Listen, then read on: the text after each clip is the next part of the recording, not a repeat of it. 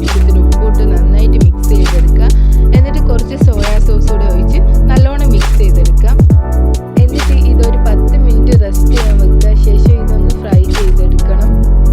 ഈ ചിക്കൻ ചെറിയ ചെറിയ പീസ് ആയതുകൊണ്ട് പെട്ടെന്ന് ഇത് റെഡിയായി കിട്ടും. റെഡി ആയതിന് ശേഷം നമുക്ക് ഇതൊരു പാത്രത്തിലേക്ക് എടുത്ത് മാറ്റി വയ്ക്കാം. ഇനി നമുക്ക് ഇതിലേക്ക് വേണ്ട മസാല തയ്യാറാക്കാം. അതിനായിട്ട് ആദ്യം ചെറുതായിട്ട് മുറിച്ചിട്ട ഉള്ളി ഒന്ന് വഴറ്റിയെടുക്കണം. എന്നിട്ട് ഇതിലേക്ക് കുറച്ച് ഉപ്പ് കൂടെ ആഡ് ചെയ്തിട്ട് നന്നായിട്ട് വഴറ്റിയെടുക്കുക.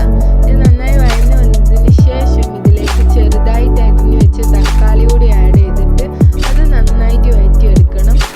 പിന്നെ ഇതിലേക്ക് കുറച്ച് മുളക് പൊടി, മഞ്ഞൾപ്പൊടി, ഗരം മസാല, കുരുമുളക് പൊടി ഇതൊക്കെ ചേർത്ത് നന്നായിട്ട് മിക്സ് ചെയ്തെടുക്കാം. ശേഷം നമ്മൾ ഫ്രൈ ചെയ്ത് വെച്ചിട്ടുള്ള ചിക്കനും കൂടെ ആഡ് ചെയ്തിട്ട് നന്നായിട്ട് ഇത് മിക്സ് ചെയ്തെടുക്കാം. നെക്സ്റ്റ് നമുക്ക് ഇതിൻ്റെ ഫില്ലിംഗ് പ്രോസസ്സ് നോക്കാം. അതിനായിട്ട് ആദ്യം നമ്മൾ ബ്രെഡ് ഫുള്ള് മയണൈസ് സ്പ്രെഡ് ചെയ്ത് കൊടുക്കുക. ശേഷം നമ്മൾ തയ്യാറാക്കി വെച്ചിട്ടുള്ള മസാല ഇതിൽ മൊത്തത്തിൽ ഫില്ല് ചെയ്ത് കൊടുക്കുക. എന്നിട്ട് ചീസ് ആഡ് ചെയ്യുന്നുണ്ട്. ഇത് കംപ്ലീറ്റ്ലി ഓപ്ഷനിലാണ്, കയ്യിലുണ്ടെങ്കിൽ ആഡ് ചെയ്യാം. എന്നിട്ട് നമ്മൾ ടോപ്പിൽ വെക്കാനുള്ള ബ്രെഡിൽ ടൊമാറ്റോ കെച്ചപ്പ് കൂടെ സ്പ്രെഡ് ചെയ്ത് കൊടുക്കുന്നുണ്ട്. എന്നിട്ട് ഇത് ടോസ്റ്റ് ചെയ്തെടുക്കണം. നമ്മളിവിടെ ഫ്രൈ പാനിലാണ് ചെയ്യുന്നത്. ടോസ്റ്റർ ഉണ്ടെങ്കിൽ അതിൽ ചെയ്താലും മതി. സോ നമ്മൾ സാൻഡ്വിച്ച് ടേസ്റ്റ് വൈസ് ഒക്കെ അടിപൊളിയാണ്. അപ്പോൾ എല്ലാവരും ഒന്ന് ട്രൈ ചെയ്ത് നോക്കുക. പ്രിപ്പയർ ചെയ്യാനൊക്കെ ഈസി അല്ലേ. അപ്പോൾ ട്രൈ ചെയ്തിട്ട് ഫീഡ്ബാക്ക് കമൻറ്റ് ബോക്സിൽ എന്തായാലും അറിയിക്കുക.